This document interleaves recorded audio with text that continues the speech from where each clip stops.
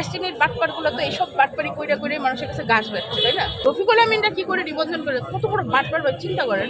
মুখের উপরে পেপার ছুঁড়ে মারবো, সেই অ্যাবিলিটি নিয়েই আমরা এখানে বসি। অনলাইনে ফেসবুকে যারা আছে তারা তো আরামে ঘরে বসে টাইপ করে কিবোর্ড যোগা তো তারা তো আর এখানে এসে দেখতেছে না যে আমরা কি পেপার সাবমিট করছি, কি করি নাই, কি দিতে পারছি, কি দিতে পারিনি।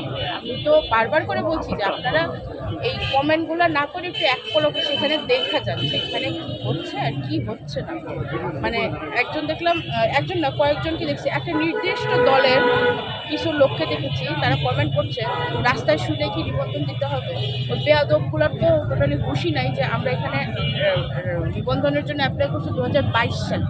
এটা কিন্তু এই অ্যাপ্লিকেশন কিন্তু আপনার আজকে কালকের না, এটা কিন্তু 2-3 বছর চলে আমাদের এই নিবন্ধনের পেপার সাবমিট করা, শুধু জানেই না। এখন একটা বিষয় হচ্ছে যে তারেকের ফেসটা পরিচিত, চিনে, এই জন্য তারেককে বারবার দেখা যায়। আমাদের দলে আর লোকজন নাই।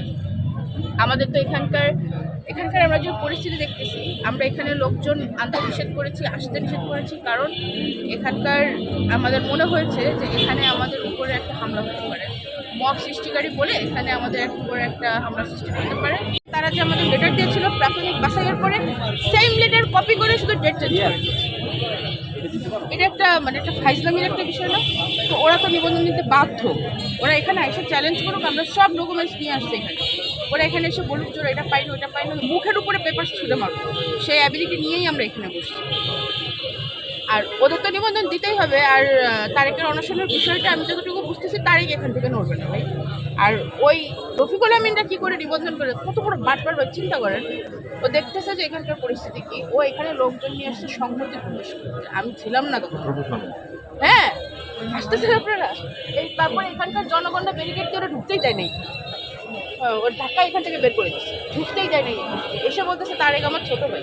আপনি বলেন তো যেটা কত বড় বাটপার, এই ডেস্টিনির বাটপারগুলো তো এইসব বাটপারি কইরা করে মানুষের কাছে গাছ বেরছে, তাই না? সেই গাছে নাকি আবার 3 দিন পরে এক গাছেতে 3 গাছ না 4 গাছ হবে, সেই গাছটা জীবনে খুঁজেই পাওয়া গেল না। কি গাছ যেন, পেপিলেও না কি একটা গাছ, যেটা বিজ্ঞতা আমি তো অনেক ছোট, অত মনে নেই।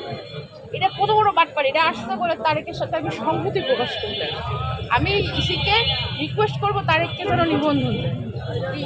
চিন্তা করতে পারেন কোন লেভেলে গেছে। রাজনীতি ছাড়ার প্রশ্ন উঠে না ভাই, 7টা বছর এখানে সময় দিচ্ছি, আমার 7 সেকেন্ডেরও মূল্য আছে। আমি তো রাজনীতি ছাড়বো, আমার বেরিয়ে হচ্ছে, আমি মাতৃত্বকালীন ছুটি দিচ্ছি, এটা আলাদা বিষয়। আর বর্তমান রাজনীতির কি পরিস্থিতি সেটা তো তারেকরা দেখেই বুঝতেছেন, বর্তমান রাজনীতির কি পরিস্থিতি। এই ইসি দিয়ে সাধারণ নির্বাচন সম্ভব? সুষ্ঠু নির্বাচন করবে এই ইসি? এই রফিকুল আমিনের মতো বাটপার্ক টাকা খায় যারা নিবন্ধন দেয়, আপনারা চিন্তা করতেছেন এরা সুষ্ঠু নির্বাচন করবে? এদের দ্বারা সম্ভব? জীবনেও সম্ভব, এরা কোনোদিন সুষ্ঠু নির্বাচন করতে পারবে না। এরাই তো 18 আর 24 নির্বাচন করছে, এরা কী করে সুষ্ঠু নির্বাচন করবে? তো এখানে যে শুধু আমাদের দলের নিবন্ধন দিতে হবে বিষয়টা এরকম না, আমাদের সেই কনসার্ন আছে যে ফেব্রুয়ারিতে নির্বাচন হবে, আমাদের সেই কনসার্নও আমাদের মাথায় আছে।